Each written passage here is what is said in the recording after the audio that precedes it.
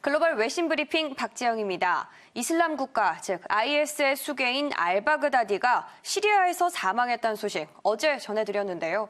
이 와중에 트럼프 대통령이 시리아에서 석유를 개발하기 위한 이권을 노골적으로 챙기면서 비판을 받고 있습니다.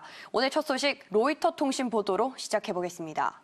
트럼프 대통령은 현지 시간 27일 미군의 급습으로 숨진 IS의 수괴 알바그다디의 사망 관련 기자회견에서 내가 하려는 건 엑손모빌 같은 우리의 위대한 기업 중 하나와 딜을 맺는 것이라면서 이들이 시리아 유전에 가서 부를 차지하도록 하는 것이라고 말했다고 로이터 통신이 보도했는데요. 이에 대해 정작 엑손모빌과 같은 미국계 오일 메이저들은 언급을 삼갔지만 국제법 및 에너지 전문가들은 트럼프 대통령의 발언에 대해 절도와 같은 불법 행위라고 비판했습니다. 미국 CIA 출신의 브루스 리들 선임 연구원은 이는 법적으로 미심쩍은 조치일 뿐 아니라 중동 지역과 세계에 미국이 원유를 훔치기 원한다는 메시지를 준다고 말했는데요. 실제로 미군은 시리아 동부 지역의 유전지들을 보호하기 위해서 병력 강화에 착수한 바 있죠. 전날 워싱턴 포스트가 보도한 바 있는데요. 이 시리아 동부 지역의 유전지대는 당초 IS가 장악했었지만 2015년 미국 주도의 연합군이 대규모 공습을 통해 IS를 쫓아내면서 이후에는 쿠르드 민병대가 주축이 된 시리아 민주군이 미국과 함께 통제해 왔는데요. 이렇게 한편이었던 쿠르드를 최근 트럼프 대통령이 내팽겨치고 시리아에서 미군의 철수를 단행했었는데 이제 와서 유전 보호를 명분으로 다시 병력을 강화한다는 발언에 대해 국제사회의 논란이 사그러지지 않고 있습니다. 이어서 중국으로 가보겠습니다. 현재 중국에서는 시진핑 주석의 절대 권력 유지에 분수령이 될 제19기 중앙위원회 4차 전체 회의가 진행되고 있는데요. 이 4중 전회가 시진핑 지도부의 집권 2기 반환점을 지나는 시점에 개최되고 있는 만큼 앞으로의 정책 방향을 가늠할 수 있다는 점에서 주목받고 있습니다. 뉴욕타임즈입니다.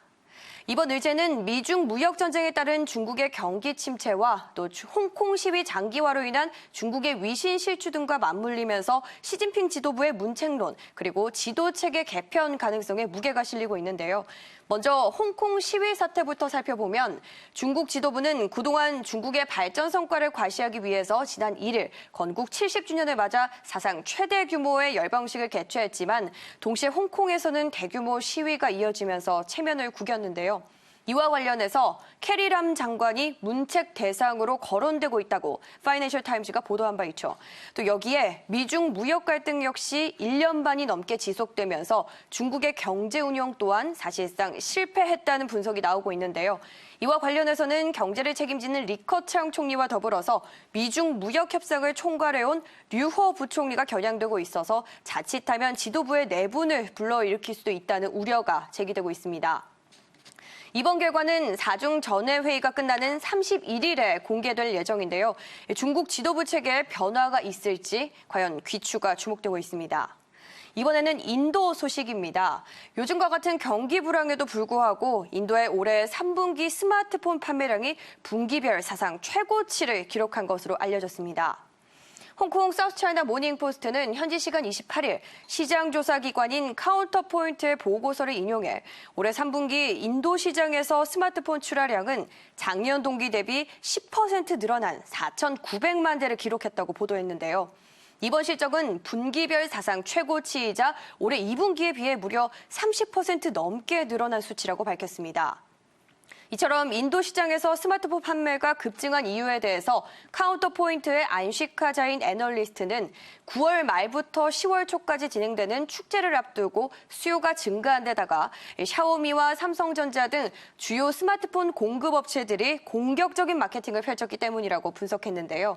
3분기 인도 시장에서의 스마트폰 점유율을 보면 중국의 샤오미가 26%로 1위를 그리고 삼성전자가 20%로 2위를 차지했지만 5위까지의 공급업체 가운데 4곳이 중국 브랜드로 이들 업체의 점유율을 합치면 무려 70%에 달하는 것으로 드러났습니다.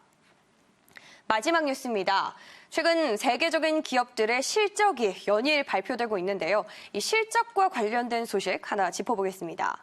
HSBC, 영국계 글로벌 은행이죠. 이 HSBC의 3분기 순이익이 전년 동기 대비 무려 24%나 급감한 것으로 나타났습니다.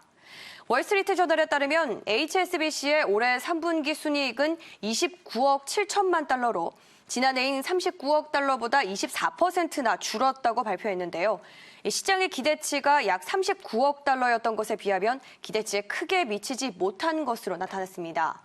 이에 대해서 노엘 퀸 HSBC CEO는 오히려 아시아 사업은 힘든 여건에서도 잘 버텼지만 유럽에서의 실적이 좋지 못했다고 밝혔는데요. 이 HSBC는 현재 매출 환경이 올해 상반기보다 훨씬 더 힘들어졌다고 밝히면서 영업이익도 43억 3천만 달러로 지난해 3분기보다 19% 줄었다고 발표했습니다. 글로벌 외신 브리핑 오늘 1부에서 준비한 순서 여기까지입니다. 저는 곧이어 2부에서 다시 찾아뵙겠습니다.